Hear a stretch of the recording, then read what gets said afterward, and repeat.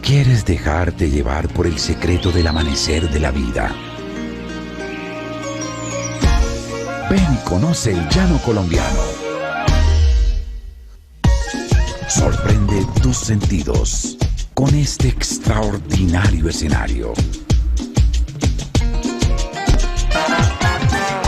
Siente de cerca su música, el joropo. Déjate sorprender por la majestuosidad del espíritu llanero. Permite que su ritmo y su baile hagan vibrar tu vida.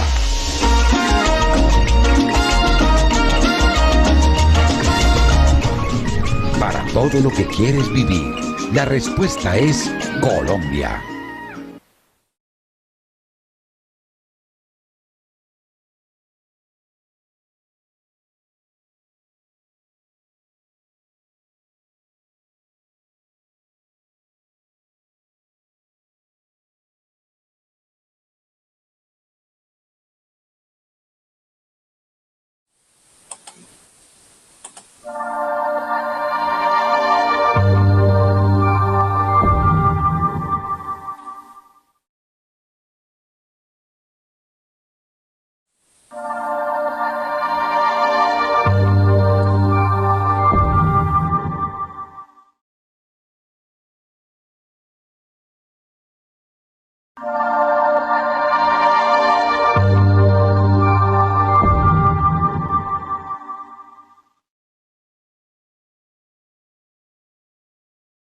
Hoy queremos agradecerle por el compromiso con su labor. Gracias, usted es nuestro héroe. Sabemos que es momento de protegernos porque la protección salva vidas. Pensemos en un paciente como José. José tiene fibrilación auricular no valvular, diabetes e insuficiencia renal moderada. Por tener fibrilación auricular no valvular, José ya tiene un riesgo alto de sufrir un accidente cerebrovascular, pero la diabetes incrementa dramáticamente el riesgo de sufrir un evento cardiovascular serio. De cada 10 pacientes con diabetes, 7 mueren por causa de un evento cardiovascular. En este análisis de un subgrupo de pacientes del estudio ROCKET-AF, se muestra que Xarelto fue asociado con una reducción significativa del 20% en la tasa de muerte cardiovascular en personas con diabetes versus warfarina, asegurando una tasa similar de sangrado mayor entre los dos grupos. Sea el héroe que ayude a que pacientes como José vivan más momentos con sus familias, gracias a la protección que les puede brindar con Xarelto. Xarelto, protección que salva vidas.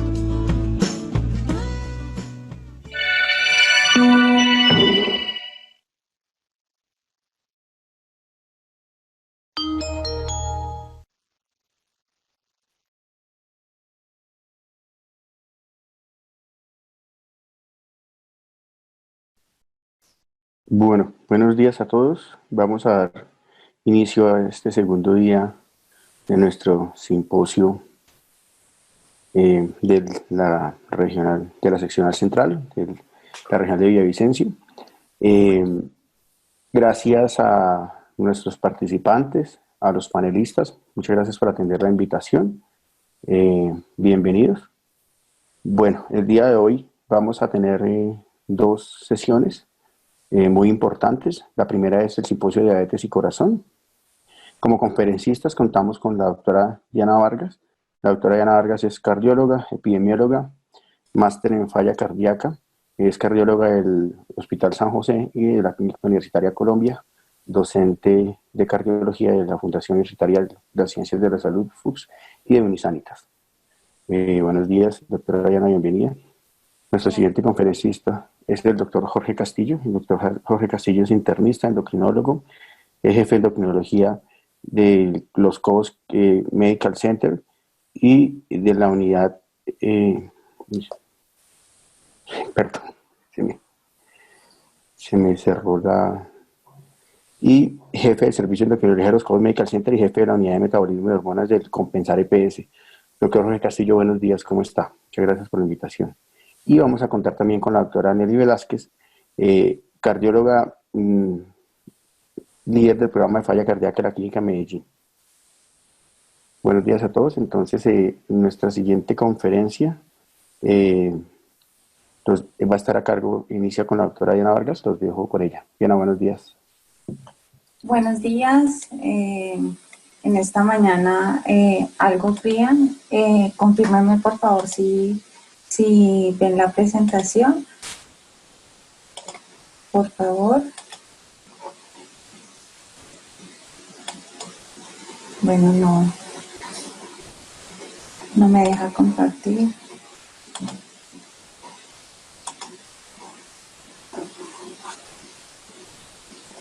Bueno, mientras nos deja compartir la pantalla, les voy a explicar más o menos cómo va a ser la modalidad. Vamos a presentar un caso clínico. Posterior del caso clínico vamos a hacer una discusión académica de este caso clínico. Posteriormente el doctor Castillo y la doctora Nelly hacen una presentación muy corta de diabetes y corazón, y finalizamos con sesión de preguntas. No sé, no me deja compartir la pantalla. Doctora, ¿usted tiene la ventana de Zoom en sus ojos? Sí, solo que... ¿La opción de compartir la tiene a la vista? Sí, solamente me dice que el anfitrión inhabilitó la función de compartir las pantallas de los participantes. No puede ser. Ok. ¿Ya rehabilité? Listo, perfecto. Listo, ok. Gracias.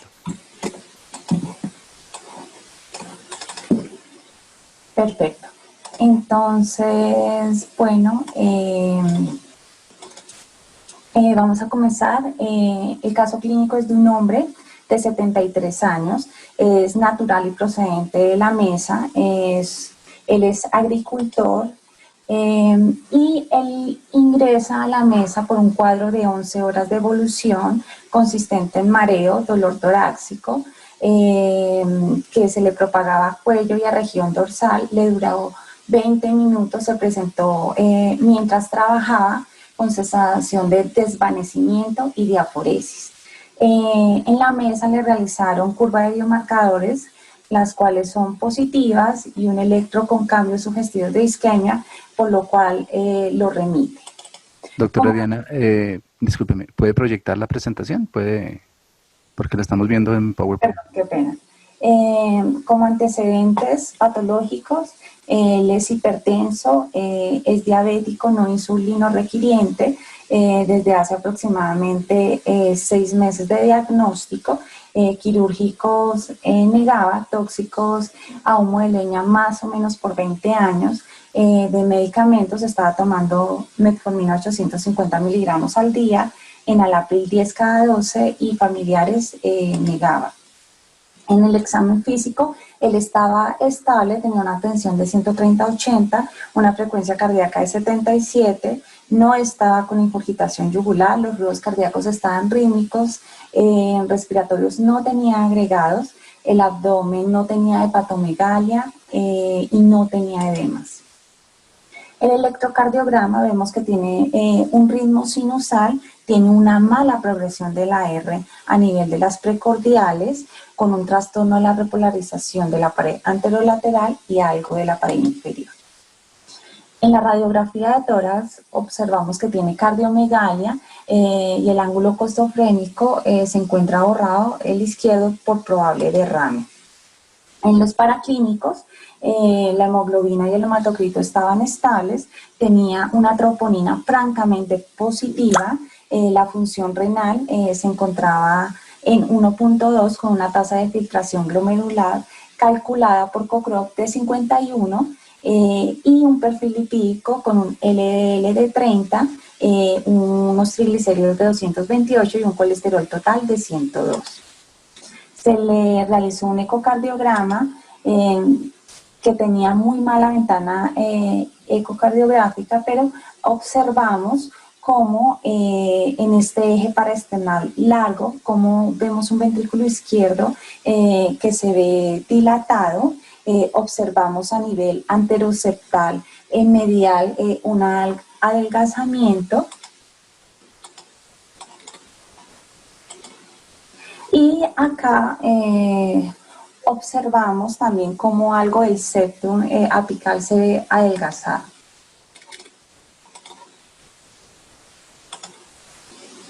Acá en este eje 4 cámaras pues tenemos la limitación de la pobre visualización de los rebordes endocárdicos, pero observamos cómo a nivel del septum, a nivel medial y apical se observa aquinético.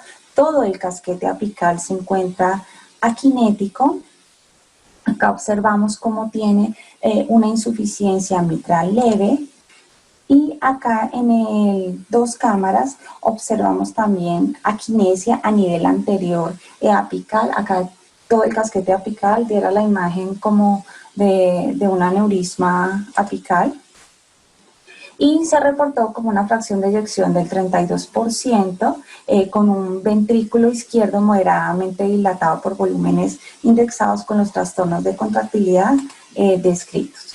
En el cateterismo cardíaco, que aprovechamos al doctor Liévano. Entonces, en la angiografía coronaria se observa un tronco de la coronaria izquierda que está libre de enfermedad obstructiva. La arteria que está más lejana a la columna, que es esta, que es la descendente anterior, se ve severamente calcificada y con enfermedad proximal. Dale la siguiente.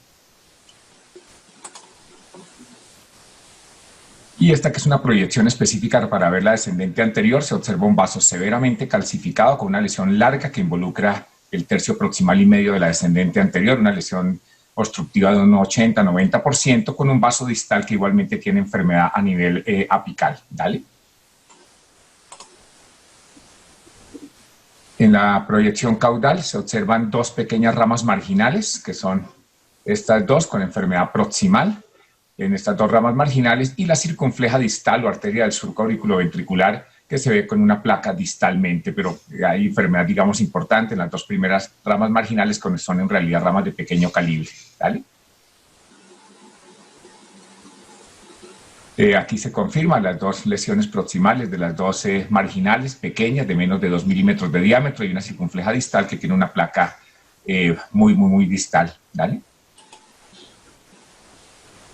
Y la coronaria derecha, que es el vaso dominante, con una lesión concéntrica crítica del 90% proximalmente, placas en el tercio medio, y la descendente posterior, que es un vaso de 1.5 milímetros de diámetro con una lesión del 70-80% proximalmente. En realidad, en esta coronaria derecha, la lesión crítica significativa es la lesión del tercio proximal del vaso.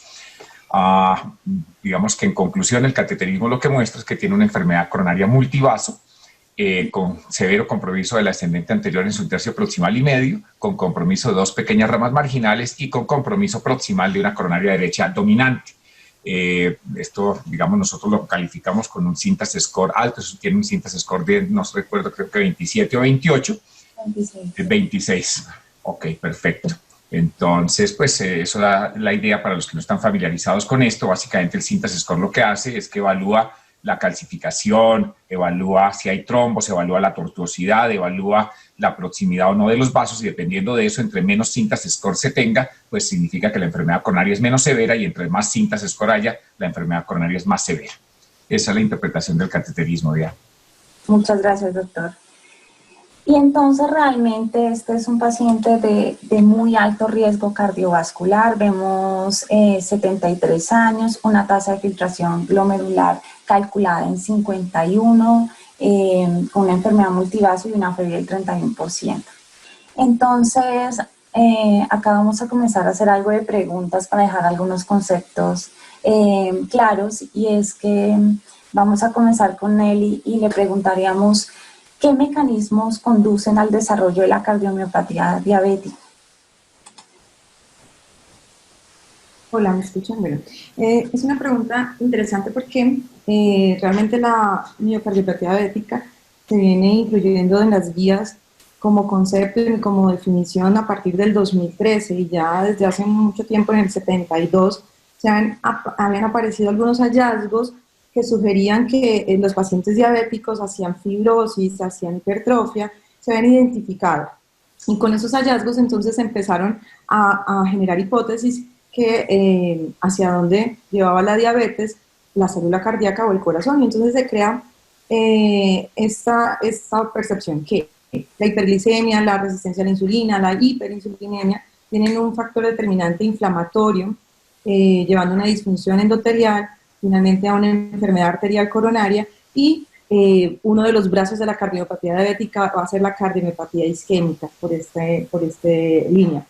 Pero también hay una activación del sistema renina-angiotensina-aldosterona que favorece la miocardiopatía hipertrófica y la hipertrofia del ventrículo izquierdo. También hay mediación de fibrosis documentada por disminución de la degradación de la matriz extracelular debido a la exposición crónica a la hiperglicemia. Bien, también se ha definido disfunción autonómica y todo esto, cardiopatía isquémica, hipertrofia, fibrosis, es lo que finalmente lleva al paciente a una falla cardíaca. No sé si el doctor Castillo nos quiera apoyar Claro, Nelly, gracias por la confusión.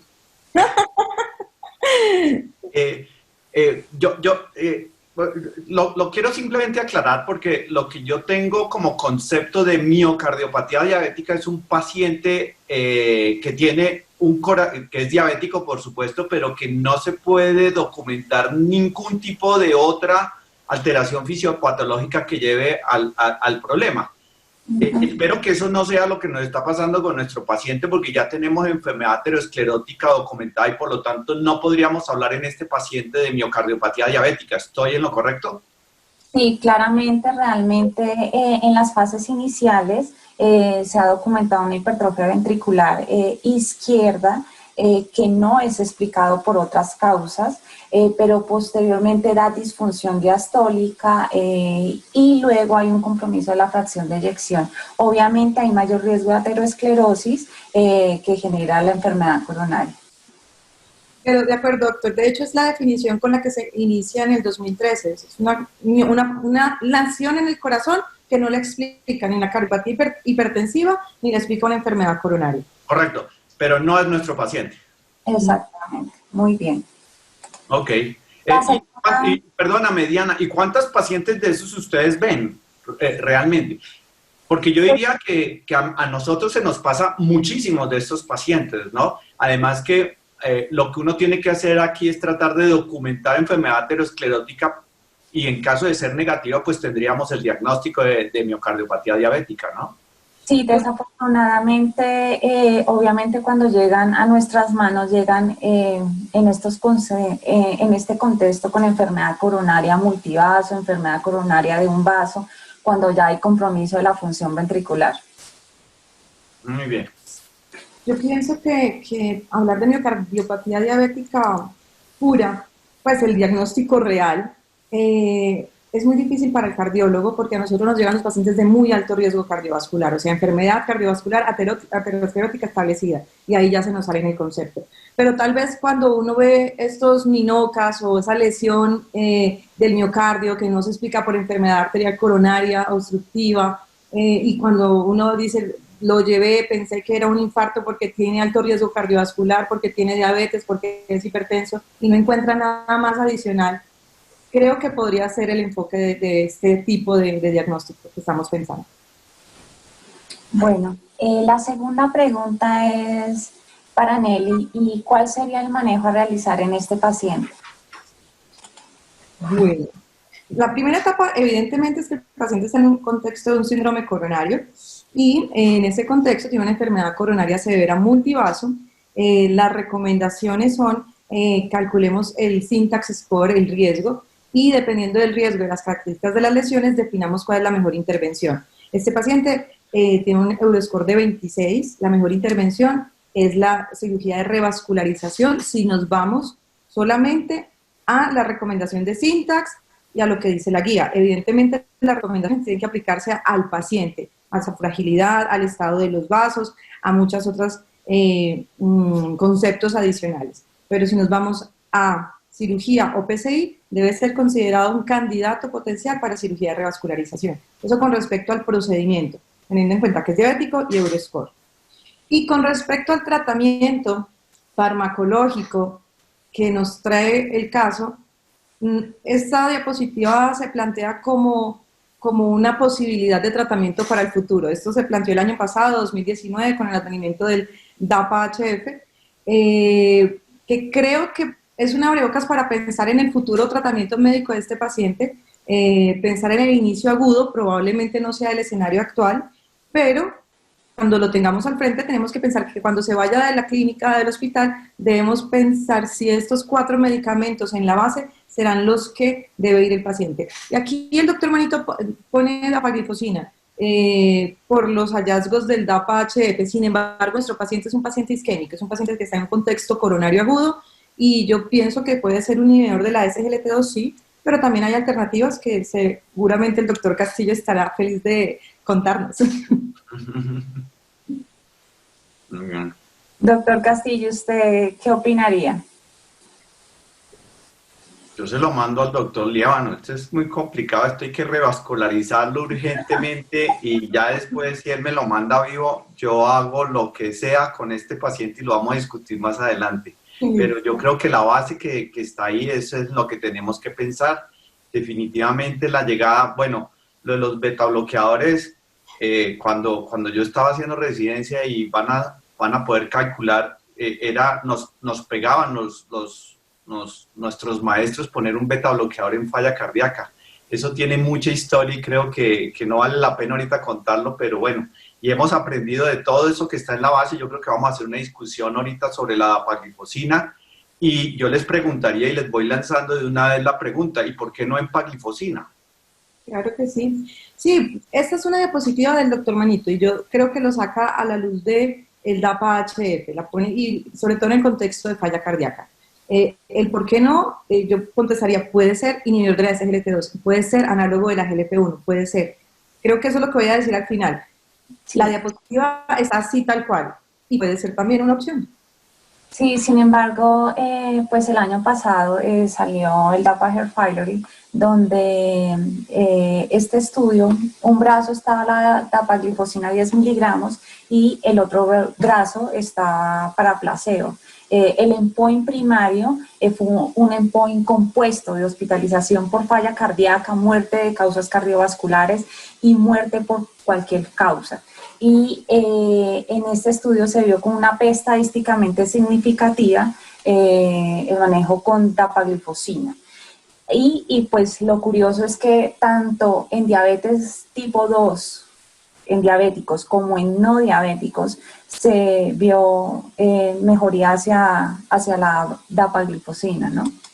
Diana, yo aprovecho esa diapositiva y lo voy a mencionar en mi conferencia. Es que la importancia del DAPA-HF es esa, que obviamente sabíamos que estos medicamentos en pacientes diabéticos cumplían la función de disminuir hospitalización por falla cardíaca, pero lo que no sabíamos era si también servían en pacientes no diabéticos. Entonces, lo que cambia la historia un poquito, el DAPA-HF, es precisamente que también en los pacientes no diabéticos funcionaba muy bien. Es lo que hay que resaltar de este estudio. Sí, muy bien. Y en esta pregunta, ¿cuál de los hipoglicemiantes orales utilizaría y por qué? Vamos a comenzar con Nelly, a ver qué opinaría Nelly. Yo creo que aquí hay demasiado tema para cortar. Es un paciente de muy alto riesgo cardiovascular.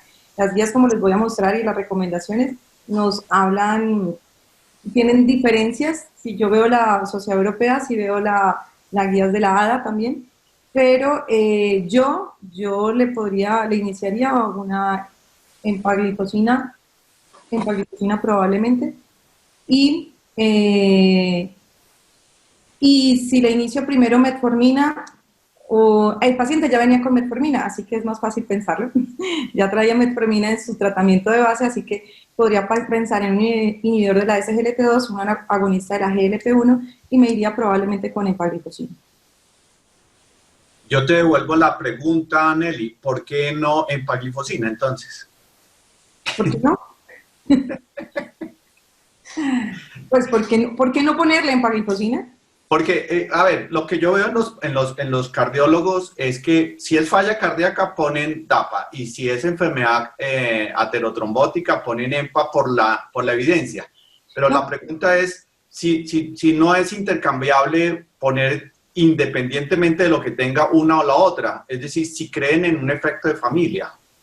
Hay un metaanálisis publicado en Lancet del 2019, ese metaanálisis es muy interesante porque nos pone los escenarios del grupo, de la familia, y nos muestra cómo los desenlaces en riesgo cardiovascular, mortalidad y falla cardíaca son del grupo.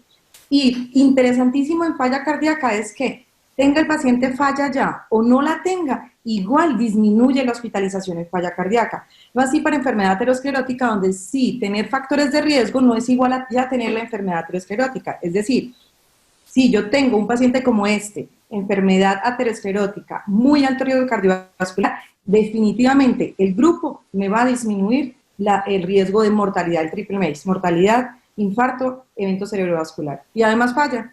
Por supuesto que creo que es el grupo. ¿Ves? ¿Te parece endocrina, doctora Nelly?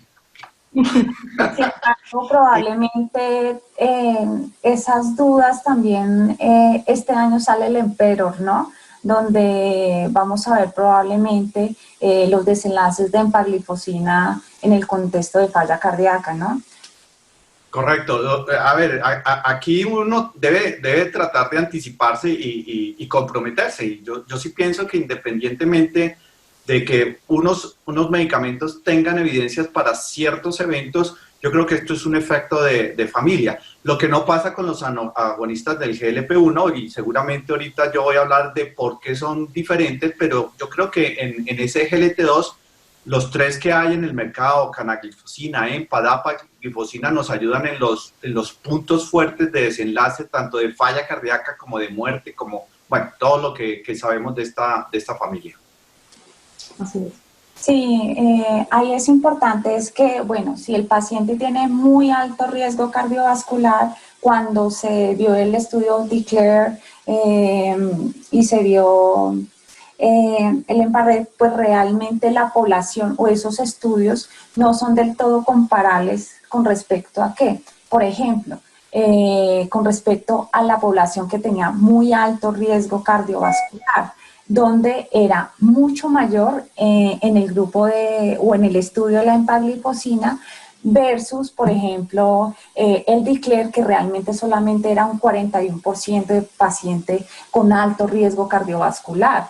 Probablemente esas diferencias en MACE que dieron los estudios realmente no son del todo comparables.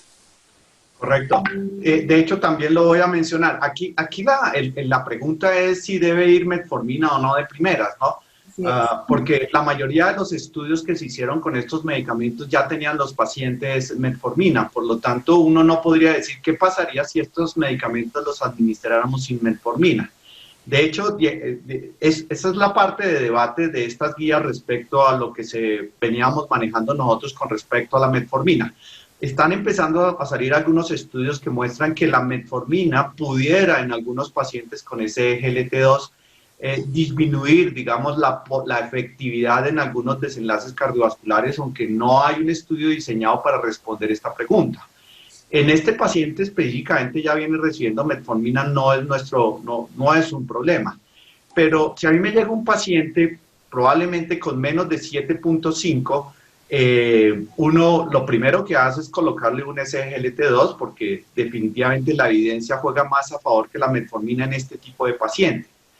Y podría ser una discusión bonita si la evidencia que tenemos de metformina es suficiente para ponerlo a competir al mismo nivel que los SGLT2 y los análogos de GLP-1, teniendo en cuenta que la mayoría o la evidencia viene del UKPS con 350 pacientes. Y la mayor crítica que se le hace es que en esa época no existían las estatinas y no existían otros medicamentos que hoy tenemos y que pudiera obviamente favorecer a la metformina, ¿no? De acuerdo. De acuerdo. Bueno, y esta pregunta es para Nelly. Si este paciente tuviera una insuficiencia cardíaca con fracción de eyección preservada, ¿cómo cambiaría su manejo? La doctora Diana está especializándose en falla cardíaca, por eso la falla cardíaca con FEI reducida y FEI preservada va a ser el pan de cada día. Bueno, mira, en falla preservada hemos hecho mucho y todavía no sabemos nada, pero bueno, sí sabemos cosas. Sabemos que establezcamos fenotipos, sabemos que tenemos que controlar los factores de riesgo. Y si falla cardíaca falla cardíaca con FEI preservada creo que puede ser el mejor escenario de estos pacientes de cardiopatía diabética, donde yo tengo demostrados unos péptidos elevados, donde mi paciente tiene signos y síntomas de falla cardíaca, pero no tengo enfermedad aterosclerótica, no tengo una cardiopatía hipertrófica y lo que tengo es fibrosis y diabetes. Entonces, como para la falla pura, los medicamentos antidiabéticos en falla con FEI preservada aún no tenemos resultados.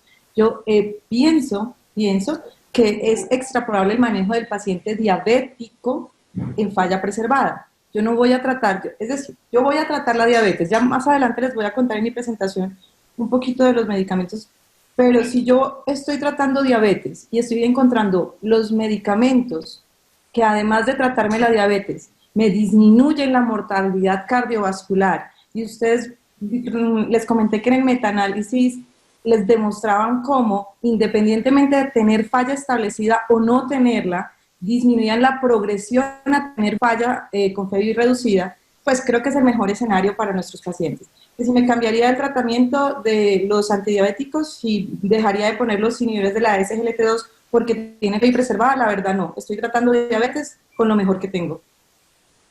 Bueno, obviamente el doctor Jeffrey Castellanos está totalmente invitado a esta gran discusión. Nos puede aportar preguntas y comentarios. Gracias, buenos días. Me quedé pensando en la pregunta del doctor Castillo, entonces me estaba acordando que la familia de los inhibidores del cotransportador de sodio glucosa tipo 2, pues tienen varios beneficios, ¿no? Entre esos se ha demostrado el efecto cardionefroprotector que tienen ellos, empezando directamente desde el punto de vista renal por la diuresis osmótica que tiene, también pues tiene descritos reducción de edema intersticial, obviamente eso también tiene efectos sobre el cardiomiocito a nivel del cotransportador NH1, tiene una mejoría de la función mitocondrial vía de la inhibición de la calciomodulinina, entonces, y aparentemente todo esto es a lo que se refiere al efecto de familia, entonces todos han tenido efecto de familia, y pues de acuerdo que el escenario del DAPA-HF lo que demostró fue que el beneficio no solamente era exclusivo de los pacientes que tenían diabetes, sino de los pacientes que no tenían diabetes. Y ya pegándolo un poco más al tema de la falla cardíaca, pues la incidencia siempre y la prevalencia siempre es mucho mayor que los pacientes generales, ¿no? De hecho, los pacientes con falla cardíaca en 3 años, casi el 7% desarrollan diabetes, y los pacientes que tienen falla cardíaca, y a los 5 años casi el 80% desarrolla diabetes. Entonces esto es como lo que yo quería aportar de la discusión que venían teniendo. Doctor Castillo, ¿usted nos quisiera aportar algo a esta pregunta? ¿Cuál es la pregunta? Muy bien, concentrado. Esta, es que no, mira, hasta ahora me pasa la diapositiva. Es que tú estás ¿en dónde? ¿En Villavicencio? Estación de eyección con FEI conservada. Sí, mire, yo creo que uno hoy en día tiene que buscar siempre el pretexto para que el SGLT2 esté ahí. Si no es por el corazón, es por el riñón. Entonces yo le busco la microalbuminuria, porque es que ya cuando el paciente tiene, bueno, ya no es microalbuminuria, sino A2, estos pacientes van a tener ese beneficio, y todos sabemos que el paciente no solamente tenemos que abordarlo desde lo cardíaco, sino también desde lo renal y por supuesto desde las complicaciones microvasculares. Entonces cuando tienes un medicamento que te favorece todo, absolutamente todo, tiene que estar ahí, independientemente de que tenga falla o no tenga falla.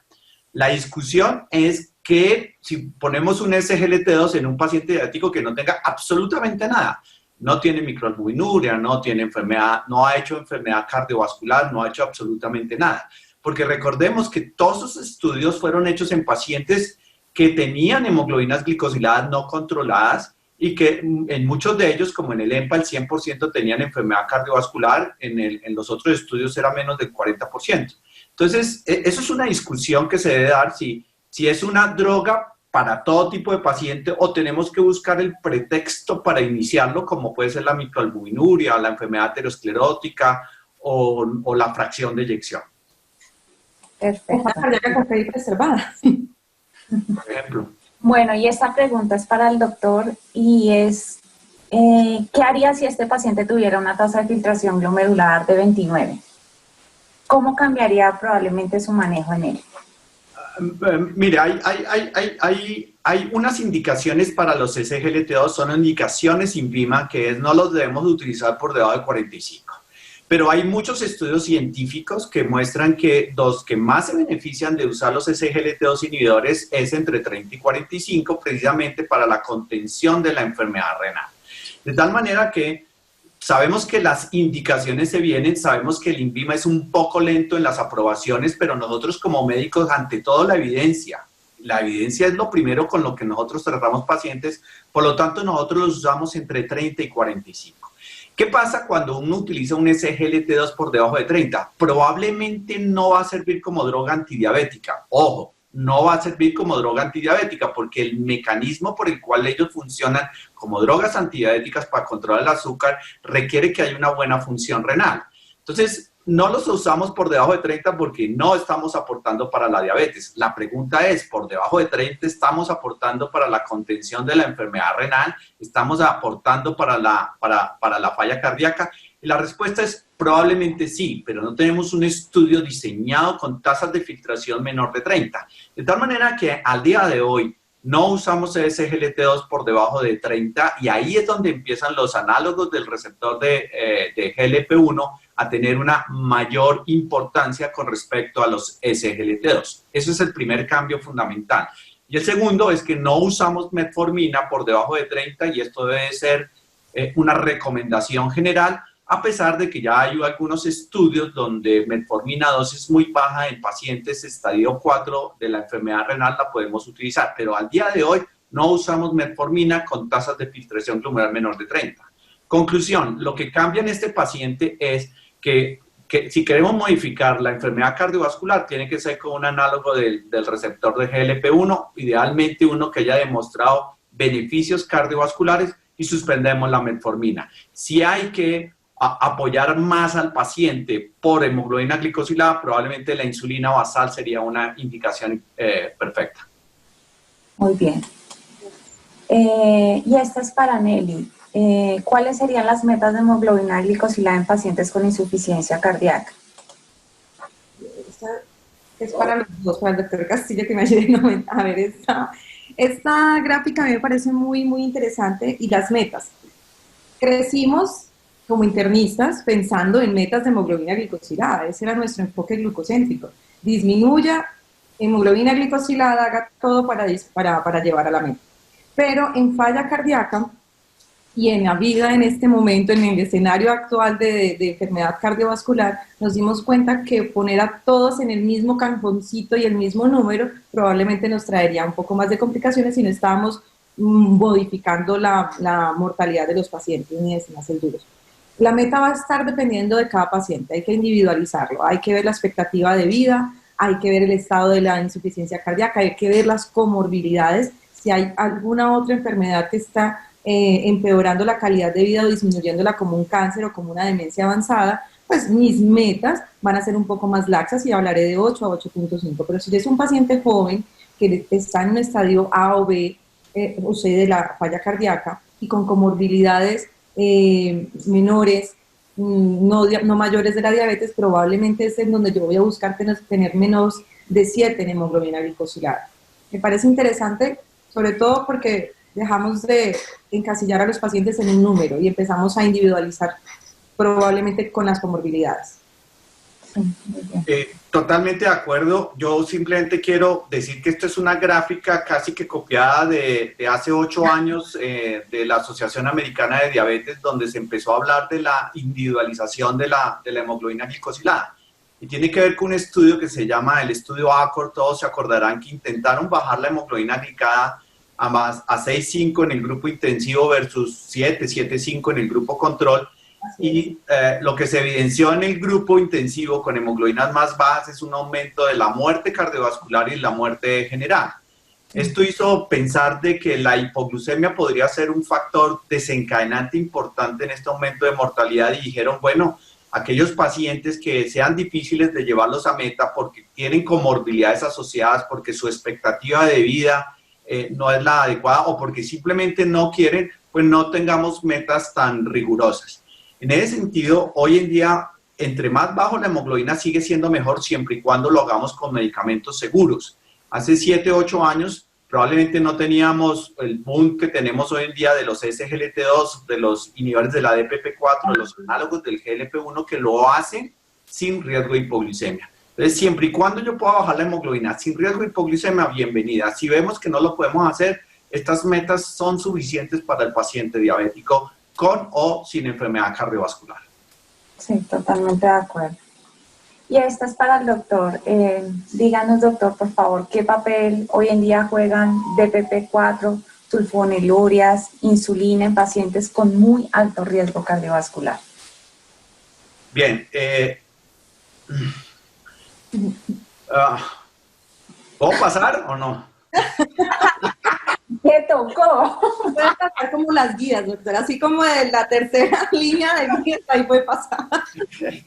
Bueno, fíjense que es importante pensar en dos cosas en el paciente. Uno, en modificar su riesgo cardiovascular, independiente obviamente de aspirina, de todos esos medicamentos que ya sabemos, pero específicamente en diabetes que modifican el riesgo cardiovascular, y tenemos los SGLT2, tenemos los análogos del GLP-1, y déjenme por favor incluir la metformina ahí. Los otros medicamentos que están ahí son para disminuir la hemoglobina glicosilada, que algo va a aportar al riesgo cardiovascular, aunque no creamos, algo aporta, lo voy a mostrar también en mi charla, pero además me van a ayudar a prevenir las complicaciones microvasculares, viendo este paciente de una manera integral. Ahí está la neuropatía, la nefropatía y la retinopatía. Entonces, ¿cuándo empiezo yo a utilizar estos medicamentos? Cuando una vez el paciente está apoyado con drogas modificadoras del riesgo cardiovascular, mi hemoglobina sigue elevada. En ese orden de ideas, yo creo que de pronto el más seguro son los inhibidores de DPP4 por el riesgo que pudiera tener el mal uso de la insulina y el mal uso de la glimepirida. Y permítame resaltar el mal uso porque son drogas que bajan el azúcar y es para los que los quiero. El problema es que si no lo usamos en la dosis adecuada y no estamos titulando, insulina e sulfonilurias pueden disminuir, pueden llevar a hipoglicemia, que es un efecto que nosotros no deseamos. Entonces el DPP4 tiene mayor seguridad porque no se le puede dar mal uso. Si hay exceso de dosis no va a pasar absolutamente nada. Y en este sentido también quiero hacer un pequeño paréntesis porque dentro de las sulfonilurias las que deberíamos usar son las de última generación y específicamente glimepirida, que tiene un estudio que comparado con un inhibidor del DPP4, que es linagliptina, que es el estudio Carolina, demostró que era no inferior. La lina era no inferior respecto a la glimepirida y esto eran en pacientes de muy alto riesgo. Esto también entonces abre una nueva puerta de que la glimepirida la podamos usar en pacientes de alto riesgo cardiovascular cuando digamos que previo al Carolina eran drogas proscritas en pacientes con enfermedad cardiovascular. Y la insulina, desde que la usemos bien, con una titulación adecuada, no vamos a tener problema. Es una droga que cabe muy bien en cualquier momento, en pacientes muy sintomáticos, en pacientes con insuficiencia renal, en pacientes hospitalizados es la droga de elección. Perfecto. Y la última pregunta es para el doctor. ¿Y qué haríamos con esos pacientes que nos llegan con bomba de insulina y muy alto riesgo cardiovascular o alto riesgo cardiovascular? Bien, mira, yo cuando me mandaste esta diapositiva, yo había leído el estudio, es un estudio del año 2015, es un estudio de alrededor de 18,000 pacientes que vivían en Suecia o por allá en el norte, donde hace frío todos los días. 18,000 pacientes, de esos 2,500 tenían bomba y el resto estaba con múltiples dosis de inyección. Todos eran pacientes diabéticos tipo 1 con una edad promedio de 40 años. Ustedes ven en las gráficas que los pacientes que tienen bomba de insulina, todos los eventos cardiovasculares se disminuyen con respecto a los de múltiples dosis. Yo lo que no quiero dejar un mensaje es que todos los pacientes diabéticos tipo 1 tienen que tener bomba para disminuir los eventos cardiovasculares. Y ese no es el mensaje. Porque también me puse a hacer las cuentas de lo que vale la bomba de insulina y para salvar 17 vidas o el costo de salvar 17 vidas, y quiero también hacer énfasis que el costo de la vida de un ser humano no tiene precio y para eso estamos acá, para disminuir vidas, pero equivale a ponerle acueducto a toda la Guajira. Y cuando uno tiene recursos limitados, uno dice, ¿dónde pongo la plata? Si salvar 17 vidas de diabéticos tipo 1 o salvar o poner acueducto a todo un departamento. Entonces, el mensaje es, Los pacientes que tienen bomba de insulina la tienen porque tienen otro tipo de indicación. La indicación no es riesgo cardiovascular. La indicación es porque estos pacientes no los logramos controlar o para llevarlos a control hacen muchas hipoglucemias. Esa es la indicación, no es manejar el riesgo cardiovascular. En ese sentido, cuando llegan estos pacientes, pues hay que llamar a un endocrino. Llamar a un amigo. Muy bien, muy bien. Muchas gracias, doctor Castillo. Lo dejamos con su presentación. Muy bien. Básicamente mi presentación, bueno, ok. Mi presentación va a ser un resumen de lo que hemos mencionado. Nos quedan 45 minutos, Nelly. ¿Está bien 15 y 20 más o menos para que nos partamos? 15 minutos, ya está grabada. Escucha, bueno, 15 minutos. Yo quiero hablar de esto, pero decirles, mire, esto no son drogas milagrosas. Los cardiólogos se han metido mucho en la diabetes cuando vieron estos drogas milagrosas para el corazón, pero yo les voy a mostrar una perspectiva un poquito diferente e irme hacia atrás. Y me voy tan atrás como el estudio del doctor Hafner. Yo tuve la oportunidad de ser chairman en el año 99 cuando este señor vino a Colombia a mostrarnos este estudio, donde ustedes ven que la posibilidad de tener un infarto nuevo en un diabético y en un paciente ya diabético, en un paciente diabético y un paciente ya infartado era exactamente igual. Y fue cuando empezamos a hablar de que la diabetes era una enfermedad coronaria equivalente. Pero también quiero mostrarles este estudio publicado en el 2016. Es una corte de 5.000 pacientes, pero son pacientes que no tienen diabetes, son pacientes prediabéticos, definidos como glicemias entre 100 y 126 y hemoglobinas glicadas menos de 6,5, pero por encima de 5,7. Y este estudio mostró que ellos se infartaban el doble de los pacientes que no eran prediabéticos, más o menos a lo que se infartan los pacientes diabéticos. Por lo tanto, es muy importante empezar a concientizar a todo el mundo que la diabetes comienza desde la prediabetes, o dicho de otra manera, la enfermedad cardiovascular del diabético es casi que la misma del paciente prediabético y debemos echar el reloj atrás y tratar a estos pacientes de manera intensiva como si fuesen ya diabéticos. Pero no menos importante es este estudio que fue iniciado hace mucho tiempo, que es el estudio Steno, que fueron solo 160 pacientes, pero mire que tiene un seguimiento de 21 años.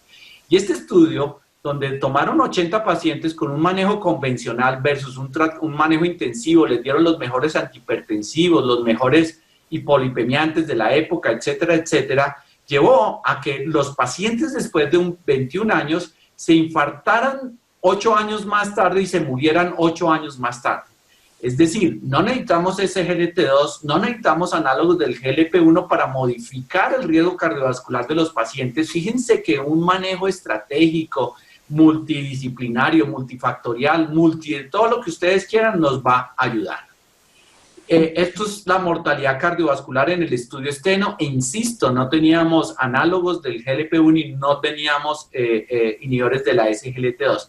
Entonces, el primer llamado a todos nuestros médicos que nos están escuchando es que el manejo de todos los factores de riesgo es lo más importante para disminuir la mortalidad cardiovascular. Y este es otro estudio, el estudio UKPS, que es de los estudios más importantes.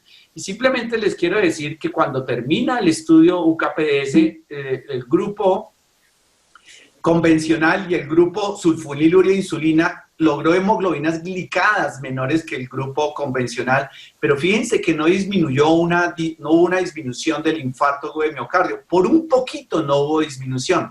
Si seguramente hubiéramos involucrado más pacientes, esa P hubiera dado significativa y hoy estuviéramos diciendo que la insulina y las sulfonilureas sí disminuyen al menos el infarto. Pero lo interesante de este estudio es que cuando se hizo el análisis unos años después del seguimiento, se encontró que efectivamente estos pacientes sí tenían disminución del infarto agudo de miocardio, y esto es un concepto clave que se llama la memoria metabólica. Esto quiere decir que pacientes que los tratamos muy bien desde el principio pueden tener frutos mucho más adelante, no necesariamente a los 5 o 10, pero sí, por ejemplo, a los 15 años, como sucedió en este estudio. Entonces, ese concepto de iniciar rápidamente el control metabólico y de una manera interdisciplinaria es lo que yo quisiera resaltar. Y este es otro estudio que se hizo en la época donde no habían SGLT2 y análogos del GLP-1, que es el estudio de de veteranos. Es un estudio en el cual los pacientes definitivamente tenían menos hemoglobina glicosilada, pero en las fases iniciales no se encontró diferencia en MACE. Ustedes ven una P que no es significativa, pero cuando este estudio, o cuando termina el estudio y se le hace seguimiento, el grupo intensivo, ahora sí con una P significativa, también tuvo una disminución del MACE. Nuevamente un concepto para reforzar lo que se llama la memoria metabólica. Pasando entonces en materia, yo quiero a ver qué han cambiado entonces los nuevos medicamentos. Y hago esta comparación y realmente los nuevos medicamentos han cambiado un concepto, y es que el concepto que tenemos desde antes es el concepto de control metabólico, y ahora lo que tenemos es un concepto de un medicamento que me está cambiando la historia del paciente. Porque ya vi UKPS, estudio BAT, etcétera, etcétera, sí se podía mejorar la enfermedad cardiovascular, pero ahora lo que cambia es que ponemos un medicamento diferencial y ese medicamento diferencial me cambia la historia natural de la enfermedad cardiovascular. Entonces, teniendo en cuenta este panorama, pues nos estamos metiendo en los dos grupos o las dos familias que cambian este panorama de la diabetes, que son los SGLT2, los análogos del GLP-1, probablemente los SGLT2 a través de un mecanismo hemodinámico y los análogos del GLP-1 por un efecto antitrombótico. Esto lo he tomado del JACC, que es una de las revistas insignias de los cardiólogos, y básicamente lo que quiero resaltar aquí es que ellos comienzan con metformina, van con hemoglobina glicosilada y si no están metas y hay enfermedades asociadas, inician SGLT2 y análogos del GLP-1. ¿Cuáles son esas enfermedades? La enfermedad cardiovascular aterosclerótica, la enfermedad renal y la falla renal. Y no sé si es una casualidad, pero al menos a mí me gusta que pusieron los SGLT2 antes que los GLP-1. Vuelvo e insisto, no lo mencionan en el artículo, pero a mí me gustan los SGLT2 de primera, porque hemos mencionado beneficios en enfermedad cardiovascular, pero sobre todo en falla cardíaca y en enfermedad renal, y en un aspecto que no debemos menospreciar, y es el precio de los SGLT2 comparado con los análogos del GLP-1. Pero ellos ponen el análogo del GLP-1 por encima de los SGLT2 si queremos perder peso, y si tenemos limitaciones en costos se colocan las sulfonilurias y las tiazolidonas, que ya no tenemos en Colombia y que en falla cardíaca no tienen mayor beneficio. Por el contrario, no las debemos utilizar en falla cardíaca. La pregunta es, ¿cuándo pondría yo primero un análogo del GLP-1 en vez de un SGLT2? Y la respuesta es cuando tenemos alteración de la tasa de filtración glomerular, por lo que habíamos dicho en la discusión de que no tenemos evidencia, aunque en tasas de filtración menor de 30 hayan este tipo de beneficios. En cuanto a los análogos bueno, aquí están todos los medicamentos, pero básicamente quiero llamar la atención en el peso. Esto es una revisión de Obesity del 2019, y fíjense que la droga más potente, sin lugar a dudas, es liraglutide, entre 2 o 5 kilos, pero si ustedes ven los SGLT2, algunos de ellos, o en algunos estudios, llegan hasta 4 y 3 kilos. La diferencia no es muy marcada, y ahí parece que 2 kilos y el precio tan diferencial, pues no debería ser un fuerte argumento para utilizar análogos de GLP-1 en pacientes obesos. El argumento fuerte debe ser la disminución de los desenlaces cardiovasculares, de los desenlaces renales. Para mí eso es muy importante, porque muchas veces pensamos en el peso y lo que tenemos que pensar es en los desenlaces cardiovasculares y en los desenlaces de tipo renal. Esto es publicado en el 2019, que es una estrategia de cuando selecciono uno de los otros. Sin lugar a dudas, me voy a un SGLT2 si yo tengo falla cardíaca, me voy con un GLP-1 si la tasa de filtración, en nuestro caso, es menor de 30, pero hay otros, digamos, razones por las cuales yo debo irme más con un GLP-1, un SGLT2. Historia de amputación, úlceras diabéticas. Recordemos que uno de los estudios mostró mayor tasa de amputación. El riesgo de osteoporosis también con uno de los SGLT2, específicamente la canaglifosina, se mostró un aumento del riesgo de fracturas. Y cuando, por ejemplo, tenemos neoplasia endocrina múltiple, cuando hay antecedente de cáncer nodular de tiroides, es mejor no utilizar un GLP-1. Y obviamente cuando hay historia de pancreatitis no debemos utilizar un GLP-1. Aquí perdóname, aquí hablan de la retinopatía proliferativa, pero realmente hoy sabemos que medicamentos que bajan muy rápidamente la glicemia pueden tener el compromiso de retinopatía proliferativa y no es un efecto por los análogos del GLP-1. Esto es para mostrarle que la cuestión es un poquito más complicada y me quiero ir básicamente a las SGLT2, ustedes los ven ahí. El primero de ellos, la empaglifosina, que mostró que respecto al placebo disminuía el riesgo relativo en un 14% y eso fue estadísticamente significativo y fue en el año 2015 con un riesgo absoluto de 1.6. El segundo medicamento del que hemos hablado, la dapaglifosina, en el estudio de CLER, desafortunadamente no fue estadísticamente significativo, lo que llevó en el año 2019 a decir, bueno, esta droga no sirve para disminuir eventos cardiovasculares, pero el segundo punto o el segundo desenlace fuerte, que era muerte cardiovascular y hospitalización por falla cardíaca, sí hubo una reducción significativa. Y canaglifosina, que desafortunadamente sale del país, también logró una disminución muy significativa del 14% de los MACE. Y esto ya se hablaba, lo hablaba la doctora Diana. ¿Por qué una diferencia? ¿Por qué DAPA inicialmente no muestra beneficios? Y es que básicamente si nosotros miramos, estos pacientes del PARREC todos tenían enfermedad cardiovascular, en cambio, estos pacientes del estudio DECLARE no todos tenían enfermedad cardiovascular establecida. Lo otro que ustedes ven es que estos pacientes eran de más riesgo. Cuando uno quiere saber qué tanto riesgo tienen los pacientes, mira el grupo placebo y fíjense cómo los eventos en la empaglifosina eran mucho mayores si lo comparamos con el canaglifosina y si lo comparamos con DECLARE. Y lo otro que ustedes pueden ver aquí, la tasa de filtración glomerular es mucho más avanzada en el estudio en PARREC, lo cual quiere decir que en empaglifosina teníamos pacientes de mucho más riesgo y por lo tanto era más fácil disminuir el riesgo cardiovascular cuando eran intervenidos.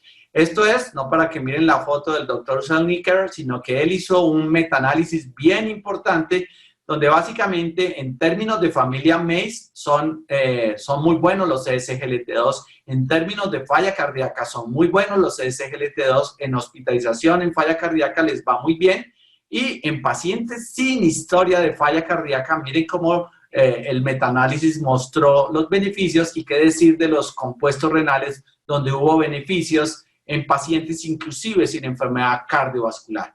De tal manera que el doctor Zelniker habla de que los SGLT2 no tienen ninguna duda que son drogas muy buenas que disminuyen el MACE, al menos en pacientes con enfermedad cardiovascular ya establecida, y que en pacientes que no tienen tasa de filtración glomerular establecida, pero que tienen múltiples factores de riesgo, todos funcionan en disminuir las hospitalizaciones por falla cardíaca y todos funcionan para disminuir los eventos renales.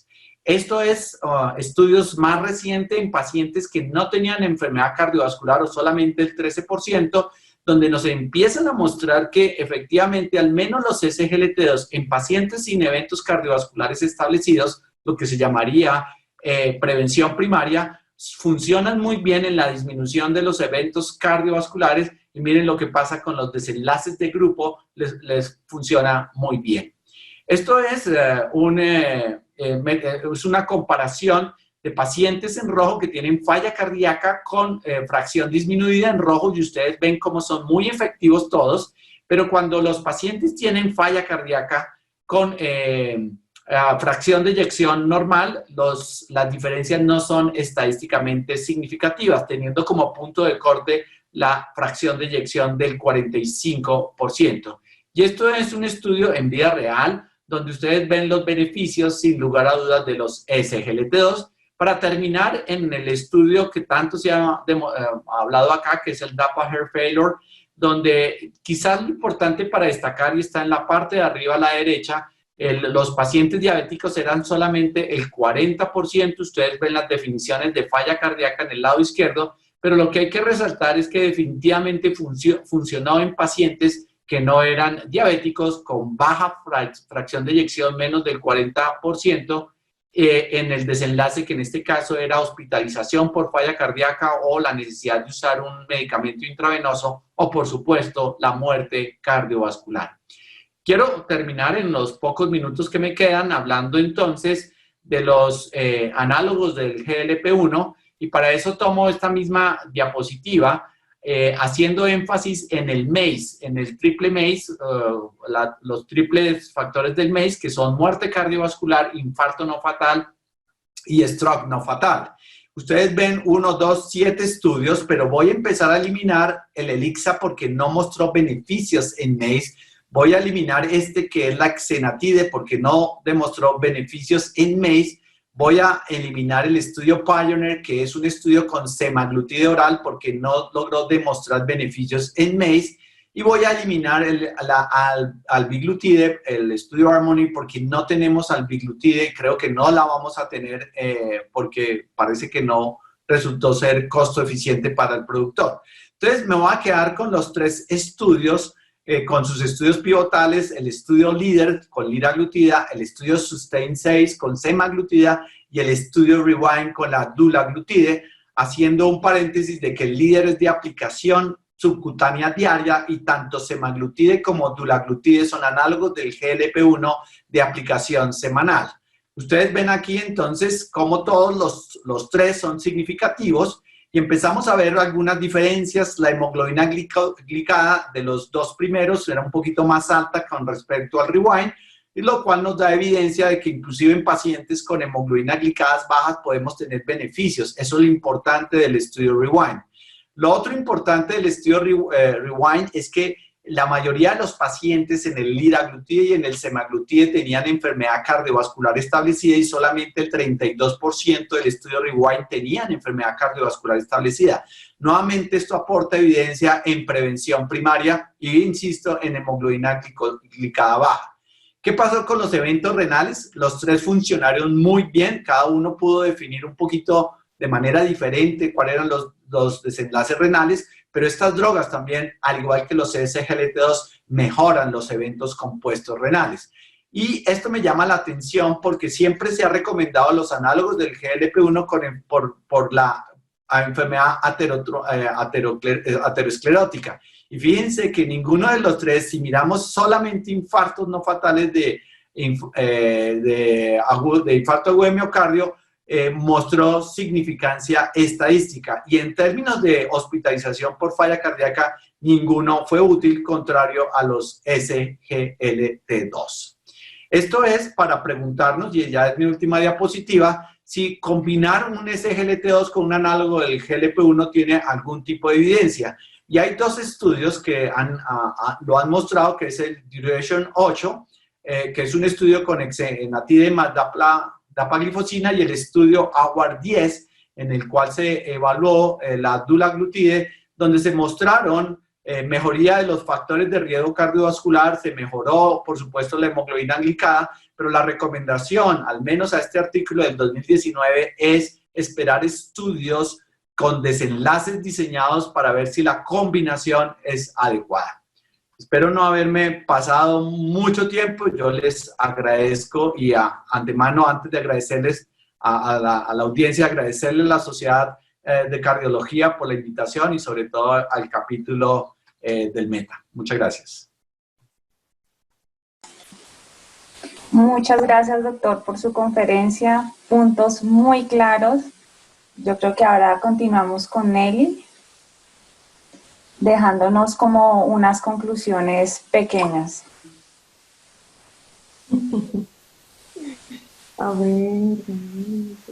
Bueno, podríamos ir respondiendo una pregunta del auditorio y el doctor John Alexander Conta nos pregunta es si al día de hoy, ¿qué consideran los panelistas al uso o probable uso de los SGLT2 en falla cardíaca con PV reducida sin diabetes?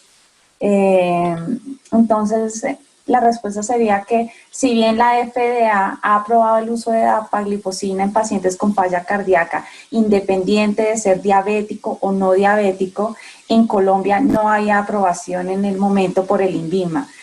Solamente está el estudio DAPA-HER pylori y pues tendremos que esperar ahorita el Congreso Europeo de Cardiología donde se van a publicar los resultados del estudio en PEROR. Pero te pregunto, Diana y Nelly, ¿la usarían? Sí. Sí. Creo que Creo que yo mencioné algo sobre los SGLT2 por debajo de 45. No están aprobados por el INVIMA, pero todos lo estamos usando. ¿Quién de ustedes no usaba metformina hace 2 años para la prediabetes? Todos, pero no estaba aprobada, solo hasta hace 2 años. ¿Quién de ustedes no usa metformina en el síndrome ovario poliquístico? Y bueno, muchas cosas que no están aprobadas y las utilizamos porque conocemos... Probablemente el cambio de las vías van a ser... Yo sé para dónde iba la pregunta de Conta, que fue nuestro colega y compañero que hizo la pregunta, y es nosotros qué pensamos. Yo creo como cardióloga, sí. El 42% de los pacientes eran diabéticos en el DAP, 42%. O sea que tenemos una evidencia, es solamente un ensayo, ¿de acuerdo? Yo creo que lo más importante es discutir con el paciente qué es una aprobación y qué es una indicación. ¿Está indicado? Sí está indicado. ¿Está aprobado? No está aprobado. Pero entonces el paciente se puede sentar con nosotros le explicamos la diferencia entre estos dos conceptos y se toma una decisión y creo que no vamos a tener ningún problema. De acuerdo. Bien. Bueno, buenos días a todos. Vamos a continuar a terminar ya este bloque de corazón y diabetes tan interesante para esta conferencia que va a ser muy corta. No tengo ningún conflicto de interés y vamos a hacer una pequeña ruta de trabajo, vamos a recordar de dónde venimos, para dónde vamos a ver cuáles son las vías actuales, cuáles son las recomendaciones y qué viene en el futuro. Entonces, me gustaría empezar por acá, porque fue la manzana en la cabeza, realmente no fue en la cabeza, fue al lado, pero esto fue lo que nos dio como el pie para empezar a ver las cosas de forma diferente. En el 2007, el doctor Nissen y la doctora Wolski publican este metaanálisis donde demuestran que la rosiglitazona aumenta el riesgo de muerte cardiovascular, infarto de miocardio en un 43%. Basados en esto, la FDA dice, bueno, vamos a mejorar las reglas del juego para estudiar los medicamentos para la diabetes. Y de aquí sale la recomendación, es de aquí, de la FDA, sale la recomendación de los nuevos medicamentos, llevarlos a una selección basados en la hemoglobina glicosilada no controlada por encima de 7, que tengan enfermedad vascular aterosclerótica, que tengan factores de riesgo y que se encuentren en tratamiento médico apropiado, y que se aleatoricen uno a uno, ya sea placebo o medicamento a fármaco activo. Y además que al finalizar el estudio se haga un comité de adjudicación independiente que evalúe el triple MACE. ¿Y qué es el triple MACE? Un desenlace compuesto de muerte cardiovascular, infarto cardíaco o infarto cerebral. Con estas sugerencias y reglas para estudiar aparecen desde el 2013 al 2018, los primeros 5 años, 13 estudios que van desde el Seibert-TIMI 53 hasta el Likert-TIMI 58, demostrándonos inicialmente, y esto es muy importante porque creo que todos los cardiólogos, yo sé que los endocrinólogos lo deben tener clarísimo, pero los cardiólogos nos tenemos que meter en este cuento, todos los medicamentos para la diabetes venían tratando la hemoglobina glicada, y además los medicamentos se hacían para demostrar que eran seguros, porque como ya la rosiglitazona no fue segura, vamos a demostrar que son seguros. Pero, oh sorpresa, cuando en 2015 empiezan a aparecer medicamentos que no solamente son seguros, sino que son protectores y que disminuyen o impactan el triple MACE. Y entonces EMPA-REC y LIDER vienen a demostrarnos que podemos dejar de tratar al paciente solamente disminuyendo un número en la hemoglobina glicada y disminuyendo alteraciones microvasculares, y podemos empezar a pensar que son medicamentos que nos protegen también corazón, cerebro, riñón. Y esto, como fue en teoría un accidente, una serendipia, yo digo que evidentemente estábamos buscando medicamentos para controlar la diabetes. Los que tratamos diabetes, buscamos cómo mejorar la vida de nuestros pacientes, pero no esperamos probablemente encontrar que fueran medicamentos que cambiaran la historia cardiovascular. Así que en el 2019 ya aparecen estudios completamente dirigidos a esta historia, a cómo vamos a demostrar que realmente cambian activamente la enfermedad cardio-cerebro-renal. Y entonces aparece el CRIENS en 2019 y finalmente DAPA-HF, que la saca del estadio, no solamente demostrando que estos medicamentos son buenos para la diabetes porque protegen el corazón, sino que son buenos para el corazón, así no tengamos diabetes. Me parece absolutamente refrescante encontrar medicamentos nuevos que nos cuiden el corazón. Y entonces venimos de 18 estudios, 12 años de evolución, 150.000 pacientes, cercanos a 150.000, que han cambiado la historia y la forma de ver la diabetes tipo 2 y los medicamentos para la diabetes. Así que pasamos del 2008 a disminuir retinopatía, disminuir nefropatía, disminuir neuropatía, a pensar hoy, en el 2020, a que estos medicamentos nos disminuyen infarto, nos disminuyen muerte cardiovascular, nos disminuyen hospitalización por falla cardíaca y progresión de la enfermedad renal crónica. Y esto es muy importante porque también estábamos preocupados porque el medicamento no lo pudiéramos poner por la enfermedad renal crónica, pero estos medicamentos, cuando los ponemos activamente buscando protección renal, resulta que mejoran la progresión, que si yo tengo 30, 45, como nos decía el doctor, puede que disminuyamos la posibilidad de que ese paciente empeore y llegue a un estadio final. Bien, entonces con todas estas recomendaciones se crean una serie de documentos desde el 2018 hasta 2020 y las últimas guías que vamos a revisar muy cortamente, porque es lo que hemos hablado toda la mañana, son las guías del 2019 de la Sociedad Europea de Cardiología y las guías de la... Muy bien, y entonces el tema es enfermedad cardiovascular de alto riesgo y diabetes. Entonces definamos qué es alto riesgo, porque esto debe quedar claro para todos los médicos. El doctor Castillo dijo algo muy bonito al comenzar su conferencia y es, ok, estamos hablando de medicamentos nuevos, pero no olvidemos que la base de todo está en controlar el riesgo de los pacientes desde antes de un medicamento. Entonces, tenemos pacientes de muy alto riesgo cardiovascular y ¿cómo los definimos? Los médicos, los que están allá viendo paciente hipertenso y diabético en el primer nivel o el prediabético, tienen que evitar que ustedes son los que van a ver los pacientes en riesgo moderado. A nosotros, a los cardiólogos, nos van a llegar en riesgo muy alto o en riesgo alto. Así que esto es un trabajo conjunto. Riesgo muy alto, pacientes diabéticos con enfermedad cardiovascular establecida, todos los pacientes de cardiología. Diabéticos que tengan un daño de órgano blanco, diabéticos que tengan 3 o más factores de riesgo o diabéticos tipo 1 que tengan más de 20 años de evolución. Alto riesgo, ¿cómo se define el alto riesgo? Diabético con 10 años sin daño de órgano blanco con algún factor de riesgo adicional. Y riesgo moderado, fíjense que realmente son los pacientes jóvenes, menos de 50 años, con una duración de la diabetes de menos de 10 años sin otro factor de riesgo. Yo no conozco ninguno así en este momento, probablemente endocrinología o medicina general puede verlos, mis pacientes son demasiado enfermos. Así que ese es el enfoque en este momento de qué voy a hacer con el paciente de muy alto riesgo. A mí me encantaron estos dos guías porque nos cambian un concepto y nos ponen en el escenario de, si usted tiene un paciente diabético, primero, antes siquiera de buscar la hemoglobina glicada, primero defina si su paciente es de alto riesgo o de muy alto riesgo. Si es de muy alto riesgo y no venía en tratamiento con ningún medicamento, con metformina, por ejemplo, puede considerar iniciar como monoterapia un inhibidor de la SGLT2 y un agonista de la GLP-1. No dice cuál de los dos, dice considera iniciar cualquiera de los dos. Y si ya venía con metformina y es de muy alto riesgo o es de alto riesgo, considere iniciar uno de estos medicamentos. Después de esto plantea, ahora evalúe su meta. Llegó a la meta que deseaba y aquí es interesante también porque la meta que deseaba no es un número, es la meta para ese paciente que usted tiene al frente de su consultorio. No llegó a la meta, entonces ¿qué va a agregar? Agregue metformina si no la tenía. Y si ya venía con metformina y ya le inició un inhibidor de la SGLT2, considere probablemente combinar un agonista de la GLP-1.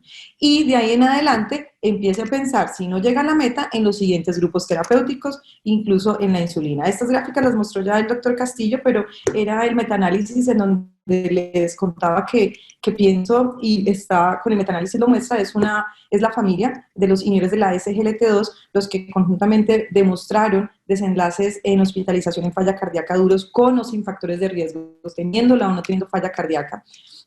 Y además en MACE también demostraron, sin embargo, aquí sí cabe recalcar que se benefician más los pacientes más enfermos, los que ya tienen enfermedad esclerótica, mientras que con factores de riesgo es posible que el beneficio sea menor. Bueno, y estas son las guías de la ADA. Interesantemente, la ADA pone como primera línea, sigue poniendo como primera línea la metformina. De hecho, así empieza su algoritmo. Primera línea de tratamiento, metformina. Y después de eso, después de tenerlo ya en metformina, piense si tiene factores de riesgo o si tiene alto riesgo cardiovascular. Y esta guía nos hace pensar en dividirnos en 4 grupos grandes. 1, pacientes con riesgo cardiovascular. 2, pacientes que tengan probablemente alto riesgo de hipoglicemia y en donde yo esté buscando minimizar ese riesgo. Pacientes que donde probablemente su problema mayor radica en perder peso. Y hay pacientes que están socialmente impactados en el sistema y nos dan las alternativas en ese grupo de pacientes. Y esta gráfica del doctor Enrique Morales me parece genial porque simplifica todo este cuadro que les estaba mostrando, y es que si yo tengo un paciente diabético, mi paciente ya es diabético, yo lo tengo ya en metformina, y en metformina pienso, ¿tiene alto riesgo cardiovascular? Ese alto riesgo cardiovascular está definido por falla cardíaca, está definido por enfermedad coronaria aterosclerótica o está definido por enfermedad renal crónica. Si no tengo enfermedad cardiovascular de alto riesgo, entonces pienso, yo necesito que mi paciente pierda peso o lo que necesito es favorecer que no presente hipoglicemias. Y basándonos en eso nos plantea unas estrategias muy útiles que me gustaría entrar en las preguntas a hablarlo con el doctor Castillo y con Dianita. Y es que si el paciente tiene enfermedad coronaria aterosclerótica, como estrategia de primera línea nos pone a los análogos de la GLP-1 con liraglutide, y o no es obligatorio, no es una camisa de fuerza, es una sugerencia, considere primero pero puede considerar inhibidores de la SGLT2. Y si a pesar de no llegar a la meta con análogos o con los inhibidores, considere combinarlos, y después de combinarlos, inicie el paso por los diferentes grupos terapéuticos. Para falla cardíaca, para enfermedad renal, nos pone de primera línea la estrategia de inhibidores de la SGLT2 y continuar a los pasos siguientes. Perfecto. Y esta es probablemente una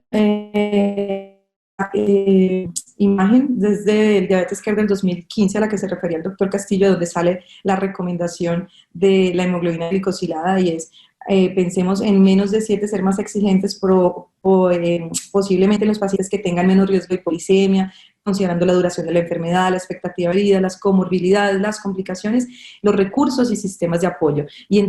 Y podemos ser más exigentes si el paciente tiene menos de esto, pero si el paciente tiene menos expectativa de vida, más carga de enfermedad, lo que les había comentado previamente en la discusión de preguntas.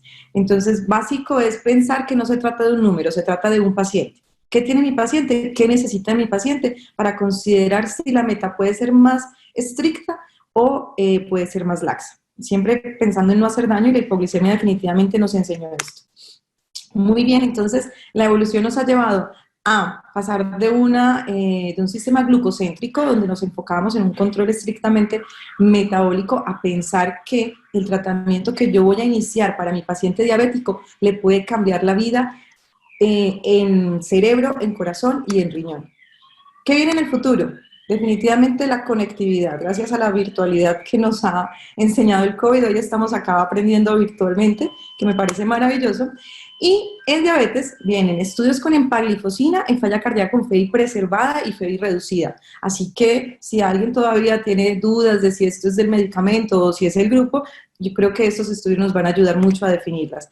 Pero además viene, ¿qué vamos a hacer? Si ya sabemos que son protectores renales y ya no tan de suerte, sino buscando activamente qué pasa si son más enfermos del riñón, vamos a tener estudios de inhibidores de la SGLT2 en tasas de filtración por debajo de 30. Y también hay que mencionar, para el futuro vendrá una insulina semanal ICODEC que está en estudio fase 2 versus Gargina, que ha demostrado reducción de la triple meta con eficacia en reducción de la hemoglobina glicosilada, glicemia basal y sin aumento de hipoglicemias. ¿Ok? Ese es el futuro. Y conclusiones pequeñas de estos minutos: más del 60% de los diabéticos presentarán enfermedad cardiovascular. La diabetes se asocia a 2.5 veces más riesgo de presentar falla cardíaca que los no diabéticos. Hay un nuevo arsenal de medicamentos que ha revolucionado la historia, la forma de ver y tratar los pacientes con diabetes, impactando puntos duros como mortalidad, infarto y progresión de la enfermedad renal crónica y falla cardíaca. Por lo tanto, las guías están cambiando. Los inhibidores de la SGLT2 han demostrado disminuir progresión y descompensación en falla cardíaca, incluso en pacientes sin diagnóstico de falla y en falla sin diagnóstico de diabetes. Definitivamente el más agradecido en toda esta historia ha sido el corazón. Muchas gracias. Muchas gracias, Nelly. Y vamos en cortos minutos a algunas preguntas de los espectadores. Y esta pregunta la hace el doctor Nelson Moreno de la Clínica Colombia, y es: ¿cuál es el mecanismo fisiológico que explica el beneficio de los SGLT2 en falla diurético, efecto pleiotrópico, y si es así, se podría esperar que sea un efecto de clase que aplique a EMPA también, por ejemplo. Gracias. Entonces, pues en el túbulo proximal los inhibidores de la CLGT2 interactúan de manera coadyuvante con el cotransportador de sodio-hidrógeno, y esto es responsable de la reabsorción tubular de sodio, que está implicado en la resistencia a los diuréticos y los péptidos natriuréticos endógenos.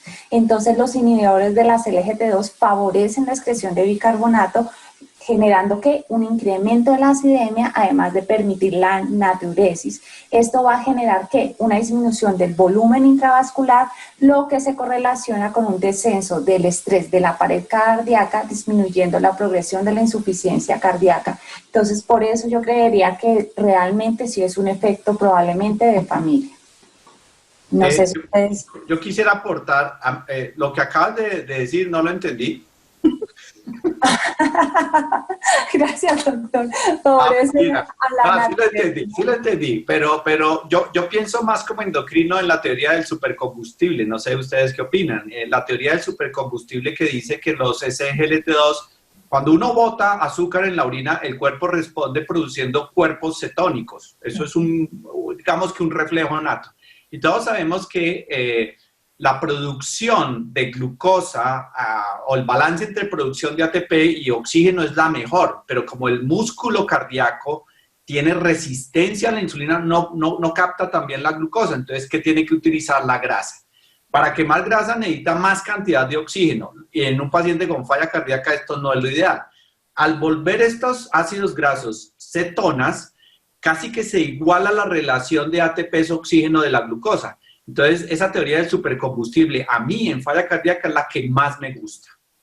Pero, sin embargo, ellos favorecen la natriuresis. Estos pacientes tienen mayor hemoconcentración, y esto también favorecería, digamos, su beneficio a nivel de la insuficiencia cardíaca. Entonces, yo sí creo que probablemente en el EMPA-REC nos dé más visualización que realmente sea de familia. No dije que no me gusta la tuya, es decir, la que más me gusta, porque a mí las mujeres me gustan muchas, pero hay una que me gusta más, pero es mi esposa. Yo creo. Pero a mí me gusta muchísimo la teoría del supercombustible, porque es más endocrino. La que tú nos acabas de dar es muy hemodinámica y es propia de los cardiólogos, y por supuesto que claro que tiene que ver, porque si no, no tendríamos concentración de hemoglobina hematocrito, que es una de las formas de mirar que se ha disminuido el volumen intravascular. Pero claro, hay muchísimas cosas, y como bien pregunta el doctor, estos son efectos pleiotrópicos, porque realmente, en el SGLT2, ¿cuál es el efecto clínico? Yo creo que uno no sabría decir cuál es el efecto de esta droga, y los demás son pleiotrópicos, o lo que creíamos que era el pleiotrópico es realmente el efecto clínico. Esta es la maravilla de los SGLT2. Sí, aparte de todo que también favorece el metabolismo miocárdico, transporte de iones, fibrosis, en la función vascular. Entonces realmente es una mezcla de factores, ¿no? Correcto. Yo creo definitivamente que los dos tienen razón. Lo que sucede es que lo más bonito que nos ha enseñado realmente estas nuevas moléculas, y es que esto no se trata de llegar a buscar un efecto hemodinámico o un efecto metabólico. El problema de la enfermedad cardiovascular es que tiene de todo, y lo que podemos encontrar con los inhibidores de la SGLT2 es que actúan en tantos puntos a la vez, que es lo que favorece los resultados que hemos estado encontrando. Y también los análogos del GLP-1 actúan sobre muchísimas partes: saciedad, resistencia, en renal, en todos los factores fisiopatológicos de la diabetes. Y es más, es todavía más difícil explicar el efecto de los análogos del GLP-1. No lo mencioné, pero los análogos del GLP-1 que yo saqué son aquellos que se parecen que tienen una homología no tan parecida al GLP-1 nativo. Se parece más a la exindina, que era un veneno del monstruo de Giglia o de Gog, ya ni me acuerdo. Estos que tenían poco parecido a la molécula original. Miren que no han mostrado beneficio. En cambio, los que se parecen al GLP-1 original son los que mostraron beneficio. En cambio, los SGLT2 todos tienen una estructura muy parecida. Bueno, 2 minuticos más porque el doctor Osmar ya viene a charla. Entonces, es la hemoglobina glicosilada, ¿cada cuánto la recomendaría tomarla de forma de control? Cada 3 meses, no antes de 3 meses, por lo que recuerde que esto va glicando, va en la hemoglobina y el recambio es muy lento, y cuando ya está controlada, inclusive uno puede hacerlo cada 6 meses, no se justifica una vez al año, no se ahorra uno absolutamente nada. Si hay cambios, 3 meses; si no hay cambios, está bien, cada 6 meses. Y dice la siguiente pregunta: la meta en un paciente diabético es disminuir riesgo cardiovascular y función renal y no correr detrás de la hemoglobina glicosilada. Anoche estábamos celebrando el Día del Endocrinólogo y hay aspectos diferentes a la hemoglobina glicada, como ya está apareciendo lo que se llama la variabilidad glicémica y el tiempo en rango. Yo no quiero ampliarme esto, pero el tiempo en rango también es muy importante, porque tener hemoglobinas en 7 a expensas de hiper o hipoglicemias también aumenta el riesgo cardiovascular. Y como última pregunta, en pacientes con falla renal crónica con tasa de filtración glomerular por debajo de 30, ¿qué estrategia considera sería la mejor para reducción en MACE? Análogos del GLP-1, sin lugar a dudas. Ahí es donde están 1A, y no hay que cambiar la dosis, y hay indicación hasta 15 centímetros de tasa de filtración glomerular. Yo tengo una pregunta para el doctor Castillo. Esa es mía. ¿Me acabó el tiempo? No, es una pregunta que nos hacemos porque salen las guías europeas, salen la ADA, metformina, yo no la quito todavía, yo no la dejo de poner. ¿Qué va a pasar con la metformina? Nosotros tampoco, nunca la dejamos de poner. Fíjate que la ADA lo sigue colocando: dieta, ejercicio y metformina, la pone al mismo tiempo. Es que si estamos haciendo bien el ejercicio, la metformina debe estar desde la prediabetes. Entonces, es imposible que nos llegue un paciente diabético sin metformina, y por eso para nosotros no existe esa opción. Vienen ya desde la prediabetes con dieta y ejercicio y metformina. Bueno, para finalizar, muchísimas gracias, Nelly, muchísimas gracias, doctor Castillo, muchísimas gracias a la sociedad y a todos los que nos escucharon. Muchas gracias. Muchas gracias, que estén muy bien.